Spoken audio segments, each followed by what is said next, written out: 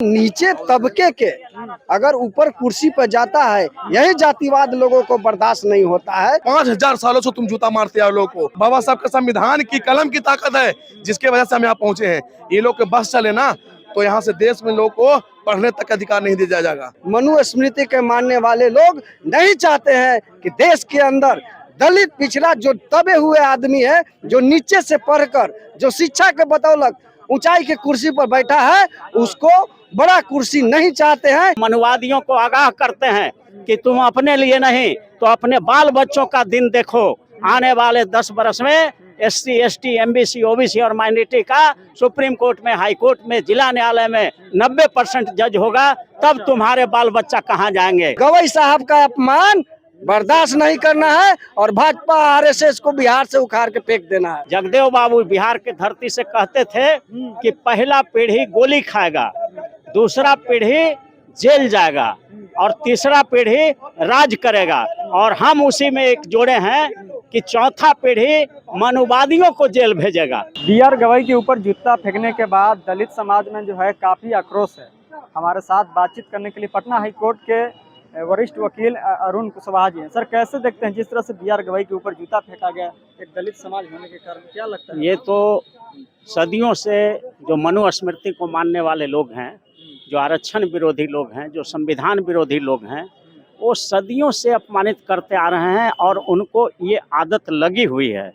इसलिए हम लोग इसका घोर निंदा करते हैं। क्या लगता है आज़ादी के 75-70 साल बाद भी, 77 साल बाद भी दलितों के साथ इसी तरह से होता रहा है? बिल्कुल, ये इन लोग का नैरेटिव है। बदनाम करने की कोशिश किया जाता है कि आप कितनों भी बड़ा पद पर चले जाएं, आपका आज भी हम लोग उसी दृष्टि से देखते हैं। ये मनुवादियों का ये नैरेटिव है जो सेट करता है, अपमानित करने का प्रयास किया जाता है, लेकिन अब वो अपमान भारत नहीं सहेगा।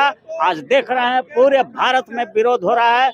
RS गवई के साथ पूरे देश के 120 करोड़ अनुसूचित जाति, जनजाति, अति पिछड़ा और अल्पसंख्यक समाज के लोग कंधा से कंधा मिला करके खड़ा हो गया है, और अब इनका अपमान कोई सहने वाला नहीं है। अब वो समय आ रहा है। जगदेव बाबू बिहार की धरती से कहते थे कि पहला पीढ़ी गोली खाएगा, दूसरा पीढ़ी जेल जाएगा और तीसरा पीढ़ी राज करेगा, और हम उसी में एक जोड़े हैं कि चौथा पीढ़ी मनुवादियों को जेल भेजेगा। ये भी आने वाला समय है। 5 से 10 वर्ष में देखिएगा सुप्रीम कोर्ट, हाई कोर्ट, जिला न्यायालय में 90% जज SC, ST, MBC, OBC और माइनॉरिटी का होगा, क्योंकि मुकदमा हमारा है। 99% मुकदमा हमारा है और वकालत और न्याय उसका चल रहा है।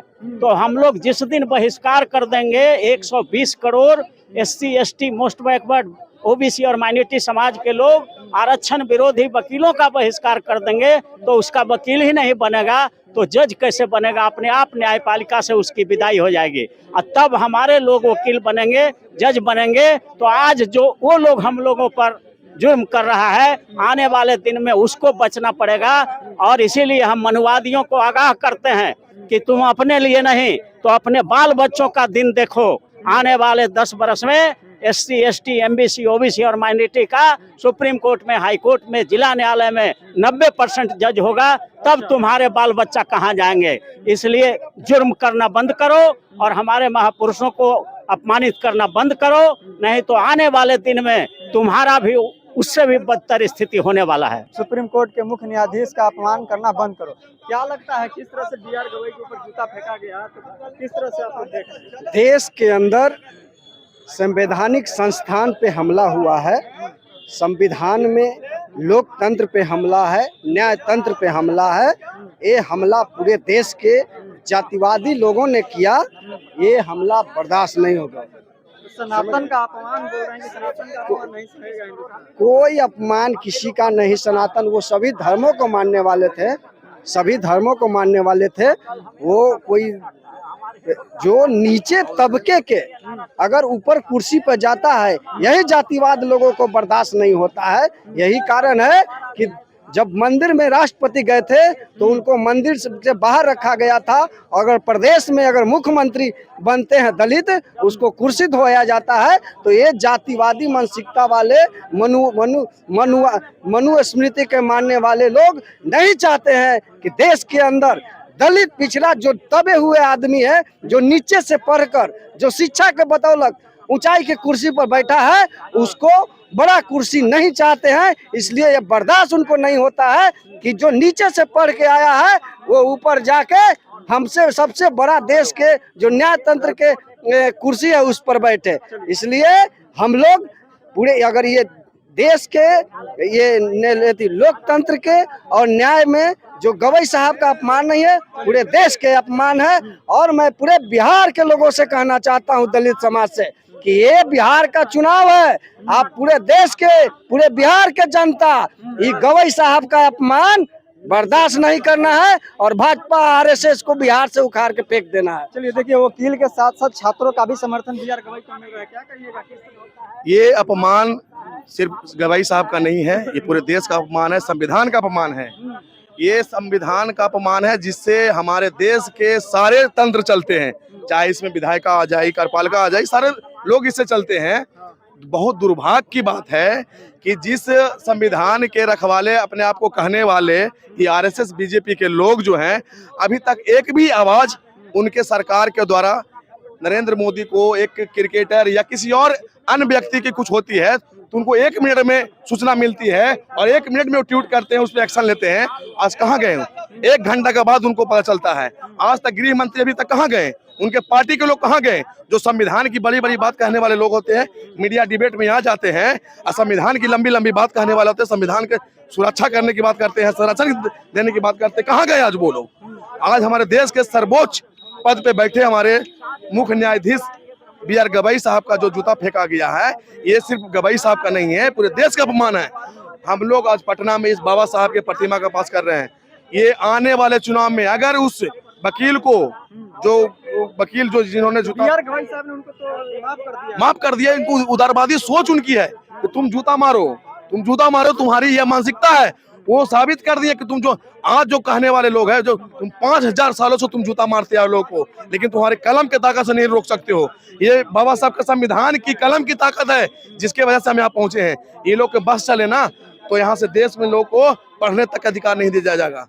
आज ये जो लोग जो सुप्रीम कोर्ट में बैठे लोग, चाहे हाई कोर्ट में है या सिविल कोर्ट में है, जो कॉलेजियम सिस्टम से लोग बैठे हुए हैं, बपौती बना के बैठे हुए हैं, ये लोग नहीं चाहते हैं कि देश के ऐसे बड़े बड़े पद पे बैठे लोग आए, दलित के लोग आए। इन लोग को खलता है, इन लोग को लगता है कि देश में दलित कहाँ से ये पड़ गया है, समझ गए ना?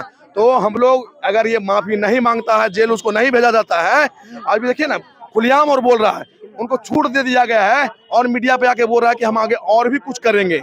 हमारे सपने में आए थे, भगवान आए थे, तो वही तो बोले थे कि जाओ तुम अपने भगवान से जाकर के जो बोलो, ये मंदिर बनवाना है। क्या गलत कहा दिए थे?